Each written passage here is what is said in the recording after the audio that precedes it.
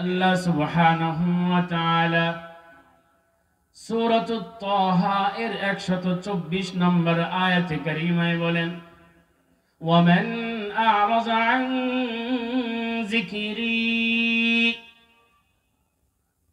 যে আমার জিকির থেকে তার মুখকে ফিরিয়ে নিবে।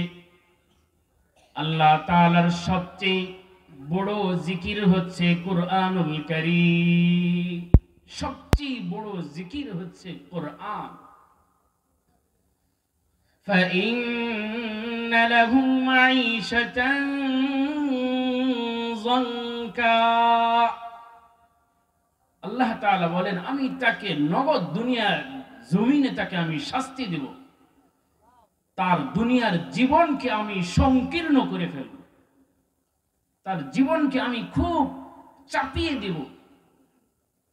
বাড়ি গাড়ি অট্টালিকা পদবী ডিগ্রি যা থাকুক, তার জীবনকে আমি খুব সংকীর্ণ করে দেব। এতটা সংকীর্ণ, সে কোথাও মজা পাবে না, আরাম পাবে না। আরামের জিনিসের বহু উপায় পন্থা পাথেও আমাদের দেশে আছে। পার্ক আছে, বহু ম্যাগাজিন অনুষ্ঠান আছে, টিভি আছে, কিন্তু মানুষের ভিতরে শান্তি নেই। আল্লাহ তাআলা বলেন, আমি তোমার জীবনকে সংকীর্ণ করে দেব। অস্ট্রেলিয়ার বিখ্যাত একজন বিজ্ঞানী, বহু বছরের আগের কথা, 105 বছর, উনি অস্ট্রেলিয়ার একজন স্বীকৃত বিজ্ঞানী। তো উনি সিদ্ধান্ত নিয়েছেন উনি আত্মহত্যা করবেন, উনি সুইসাইড করবেন, মারা যাবেন। অস্ট্রেলিয়া সকলেই যারা যান, যারা অস্ট্রেলিয়ার নাগরিক হতে পারে, যেতে পারে, তারা নিজেকে অনেক বড় ভাগ্যবান মনে করে। আর যে সিটিজেন হয়ে যায় তার তো কোনো কথাই নেই। আর যদি সেখানে বিজ্ঞান কেউ হয়, ইঞ্জিনিয়ার হয়, তার তো কোনো অভাবই নেই। তো অস্ট্রেলিয়ার স্বীকৃত একজন বিজ্ঞান, উনি সিদ্ধান্ত নিয়েছেন উনি মারা যাবেন। কিন্তু অস্ট্রেলিয়ার রাষ্ট্রীয়ভাবে আত্মহত্যা করার মতন কোনো জায়গায় নেই, মেডিকেলে এই ব্যবস্থা নেই। তো ইউরোপের একটি দেশ আছে সুইজারল্যান্ড, এখানে হাসপাতালে সুইসাইড করার মতন বিভাগ আছে। বলেন নাউযুবিল্লাহি তাআলা মিন যালিক। হাসপাতালের মালিকরা কোন বিভাগ চালু রাখে? যেই বিভাগে রোগী বেশি পাওয়া যায়। বুঝেন কি পরিমাণ মানুষ আত্মহত্যা করে। তো তিনি সেখানে চলে গেছেন, আত্মহত্যা করবেন, এই জন্য মিডিয়ার লোকরা চলে গেছে যে স্যার আপনি কেন মারা যাবেন? এত বড় বিজ্ঞান আপনি, রাষ্ট্রীয় আপনার পদবীর অভাব নাই, আপনি কেন মারা যাবেন? তো উনি যেই সাক্ষাৎকার দিয়েছেন, বাংলার বহু মিডিয়ায়, দেশ ও আন্তর্জাতিক পত্রিকার নিউজ এখনো আছে, অনলাইনে খুঁজলেই পাবেন। তো উনি বলছেন যে আমি শান্তি পাই না, কোথাও শান্তি পাই না, আমি অসহায়, এই জন্য আমি সিদ্ধান্ত নিয়েছি আমি মারা যাব। পরে মারাই গেছেন সুইসাইড করে। তো আল্লাহ তাআলা এই আয়াতেরই সাক্ষী, ومن أعرض عن ذكري فإن له معيشة ضنكا। কোরআন অভিমুখী কারো যদি জীবন যাপন না হয়, কোরআন বিমুখী যদি কোনো মুসলমানের জীবন হয়, তার দুনিয়ার জীবনে নগদ শাস্তি হচ্ছে আল্লাহ তাআলা তার ব্যক্তিগত জীবন, পারিবারিক জীবন, সামাজিক জীবন, রাষ্ট্রীয় জীবন, আন্তর্জাতিক জীবনকে আল্লাহ তাআলা সংকীর্ণ করে দিবে। হতে পারো তুমি 10 তলা বিল্ডিং এর মালিক, কিন্তু 10 মিনিট তুমি তোমার বাসায় থাকতে পারো। এসি নিয়েছো আরামের জন্য, ঠান্ডা হওয়ার জন্য, আমি তোমাকে এতটা প্রেশানিতে দিব, এসির নিচে বসেও তুমি ঘামবা। বহু মানুষের, আমি এখানে নাম বলতে পারবো, বহু মানুষের রোগী অত্র এলাকায় আছে। আল্লাহ আমাদের সকলকে হেফাজত করেন। 1 নম্বর শাস্তি, ওয়ানাহশুরুহু ইয়াউমাল কিয়ামাতি আ'মা। যে কোরআন থেকে সরে যাবে, কোরআন অভিমুখে না হয়ে কোরআন বিমুখে যার জীবনের স্পিরিট চলবে, তার সংসার চলবে, তার ব্যাংক চলবে, তার ব্যবসা চলবে, তার লেনদেন চলবে। আল্লাহ তাআলা বলেন, আমি কিয়ামতের ময়দানে তাকে অন্ধ করে তুলব।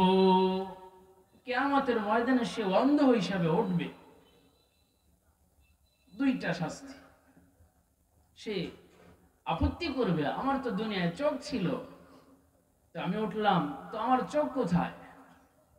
আল্লাহ তাআলাই বল, قال رب لما حشرتني أعمى وقد كنت بصيرا। আমার তো চোখ ছিল, শরীরের সমস্ত অঙ্গ প্রত্যঙ্গ তো আছে, তো চোখের জ্যোতি কোথায়? قال كذلك أتتك آياتنا فنسيتها وكذلك اليوم تنسى। আল্লাহ তাআলা বলবেন, দুনিয়ার জীবনে তুমি আমার কোরআন থেকে তুমি মুখ ফিরিয়ে নিয়েছো, আজকে মাহশারে আমি তোমার থেকে আমার রহমতের চেহারাও আমি ফিরিয়ে নিলাম। নাউযুবিল্লাহি তাআলা মিন যালিক। এই জন্য কোরআন অভিমুখের জীবন হওয়া চাই, কোরআন বিমুখী না। আমার জীবন কোরআন অভিমুখী কিভাবে বুঝবো? আমি সহজেই বলছি, যদি কোনো মানুষ 5টা কাজ করে, কয় কাজ? যদি কোনো মানুষ 5টি কাজ করে, তার জীবন কোরআন অভিমুখী, কোরআন বিমুখী না। 1 নাম্বার, আল ঈমানু বিল কুরআন। কোরআনের প্রতি যথাযথ ঈমান রাখা চাই। খুব সহজেই বলছি, কোরআনের পথে, কোরআনের প্রতি যথাযথ ঈমান। আল্লাহ তাআলা যেমন ঈমান চান তেমন ঈমান রাখা। 2 নাম্বার, ওয়াল আমালু আলাল কুরআন। কোরআনের উপর যথাযথ আমল করা। আমার চেহারা কোরআন অভিমুখী, কোরআনের প্রতি ঈমান, কোরআনের উপর আমল। আমি নামাজ মানি, সুদ মানি না। আমি জিহাদ মানি, কিন্তু আমি মিথ্যা কথা পরিহার করি না। আমি ব্যবসা করি, কিন্তু মাপে কম দেই, হারাম। কিছু মানলাম, কিছু মানলাম না। ইহুদিদের বদভ্যাস। 2 নাম্বার। 3 নাম্বার, তেলাওয়াতুল কুরআন। কোরআনের পাঠ, কোরআনকে সবচেয়ে বেশি পাঠ করা। 4 নাম্বার, তালিমু তিলাওয়াতিল কুরআন আহলিল বাইত। অধীনস্থদেরকে কোরআন শিক্ষা দেওয়া। কোরআন অভিমুখী আমার জীবন। 5 নাম্বার, হুব্বুল কুরআন। কোরআনের যথাযথ সম্মান, ভালোবাসা নিজের দিলে থাকে। যদি কোনো মানুষের মধ্যে এই 5টি আমল থাকে, কোরআনের প্রতি ঈমান, কোরআনের উপর আমল, কোরআনের তেলাওয়াত, সে তার অধীনস্থদেরকে কোরআনের তেলাওয়াত শিক্ষা দিয়েছে এবং কোরআনকে সে সবচেয়ে বেশি মহাব্বত করে। মুফাসসিরিন ইকরাম বলেছেন যে তার জীবন হচ্ছে কোরআন অভিমুখী, তার জীবন হচ্ছে কোরআনমুখী। আর এই 5টি কাজ যদি কারো ভিতর না থাকে, বা 5টি কাজের কোনো একটা আমল যদি কারো ভিতর না থাকে, সে কোরআন অভিমুখী না, কোরআন বিমুখী। এই জন্য হিসাব করি, আমার জীবন কোন দিক, আমি শান্তি কেন পাচ্ছি না। এই জন্য আসল এই সব আমলের প্রতি যত্নবান হই, নিজেও পড়ি, অপরকেও পড়াই। আমি একটি হাদিস বলি শেষ করছি। আজকে এই বাচ্চাদেরকে আমরা পাগড়ি দিলাম। আমি গুনাহগার মানুষ, আমরা সকলেই অপরাধী। আমরা তাদেরকে আজকে সম্মানিত মানুষের মাঝে সম্মান দিলাম, এটা অনেক বড় সম্মান। হাফিজ হুজুর রহমতুল্লাহি আলাইহি আমাদের বাংলাদেশের বুয়েটের একজন প্রকৌশলী ইঞ্জিনিয়ার ছিলেন, প্রফেসর হামিদুর রহমান রহমতুল্লাহি আলাইহি। গত বছর মারা গেছেন। আল্লাহ হযরতের কবরকে জান্নাতুল ফেরদাউসের সুউচ্চ আলা মাকাম নসিব করেন। মানুষ যদি জেনারেল শিক্ষিত হয়, সে যদি কোরআনের ছায়াতলে চলে আসে, সে জেনারেল হলেও কিছু যায় আসে যায়, সে অনেক দামি হয়ে যায়। সাধারণ ইঞ্জিনিয়ার না, বুয়েটের ঢাকা প্রকৌশলী, বুয়েটের প্রকৌশলী একজন প্রফেসর। তো হুজুর হাফিজ হুজুর রহমতুল্লাহ আলাইহির কাছে গেছেন। তো হুজুর বলছে তুমি কায়দা পড়ো। কায়দা শেষ হয়েছে, বলছে আমপারা পড়ো। আমপারা শেষ হয়েছে, বলছে তুমি কোরআন শরীফ শেখো। বলছে হুজুর শেষ হয়েছে। তো বলছে এবার তুমি বাচ্চাদেরকে পড়াও। তো বাচ্চাদেরকে কায়দা পড়াইছে, আমপারা পড়াইছে, কোরআন পড়াইছে। তো বলছে হুজুর আমি আপনি যেটা বলছেন আমি তো বাচ্চাদেরকে পড়াইছি। তো হুজুর প্রফেসর হামিদুর রহমান সাহেবকে জড়াই ধরে কপালে একটা চুমা দিছে। প্রফেসর হামিদুর রহমান তিনি তার কিতাবে লিখেছেন যে হাফিজ যে হুজুর আমার কপালে চুমো দিছে, এটা আমার জীবনের সবচেয়ে বড় প্রাপ্তি পাওয়া। হাফিজ জি হুজুরের সেই ভালোবাসা মহাব্বত আজকে আমাকে এত বড় ব্যক্তিত্ব স্থানে পৌঁছেছে। বাংলাদেশের অনেক বড় বড় ইঞ্জিনিয়ার আছে, কয়জনকে মানুষ চেনে? তো বলছিলাম তাদেরকে পাগড়ি আমরা পরিয়ে দিয়েছি। আল্লাহ তাআলার রাসূল সাল্লাল্লাহু আলাইহি ওয়াসাল্লাম বলেন, হযরত বুরাইদা রাদিয়াল্লাহু আনহু বলেন, বিশ্বনবী মুহাম্মদুর রাসূলুল্লাহ সাল্লাল্লাহু আলাইহি ওয়াসাল্লাম বলেন, মান ক্বারাআল কুরআন ওয়া তাআল্লামা ওয়া আমিলা বিহি, যে ব্যক্তি কোরআন শরীফ পাঠ করে, কোরআন শরীফ শেখে, কোরআন শরীফ শিখায় এবং কোরআন অনুযায়ী আমল করে, উলবিসা ওয়ালিদাহু ইয়াউমাল কিয়ামাতি তাজান মিন নূর, দুনিয়ার জীবনে হাফেজে কোরআনদেরকে উলামায়ে ইকরাম বুজুর্গানি দিন তাদের মাথায় পাগড়ি পরিয়ে দেন। আর ময়দানে মাহশারে যাদের কলিজার টুকরা ছেলে মেয়েগুলো হাফেজে কোরআন হবে, কিয়ামতের ময়দানে আল্লাহ তাআলার পক্ষ থেকে সেই সমস্ত পিতামাতার মাথায় আল্লাহ তাআলা সম্মানিত মুকুট পরিয়ে দিবেন। সুবহানাল্লাহ, আল্লাহ পরিয়ে দিবেন।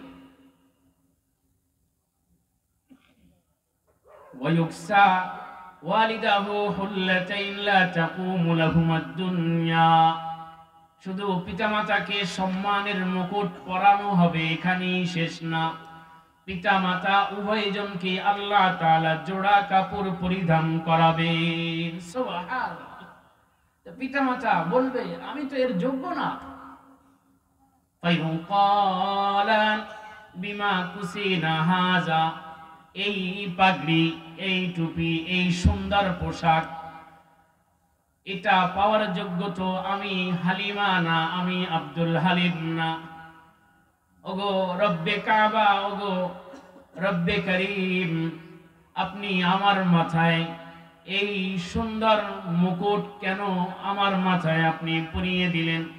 আমাকে এত সুন্দর দামি জামা পোশাক কেন আপনি পরিধান করালেন?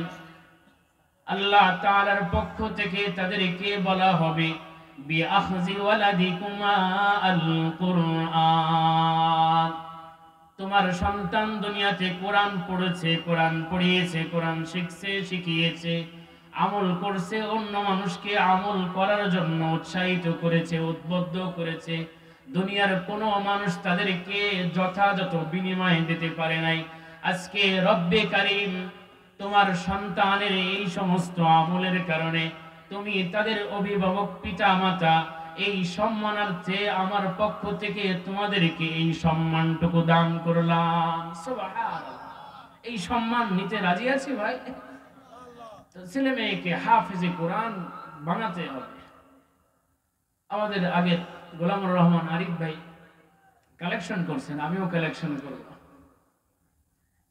এমন কোন এখানে বাবা আছি, ভাই আছে, ওয়াদা করব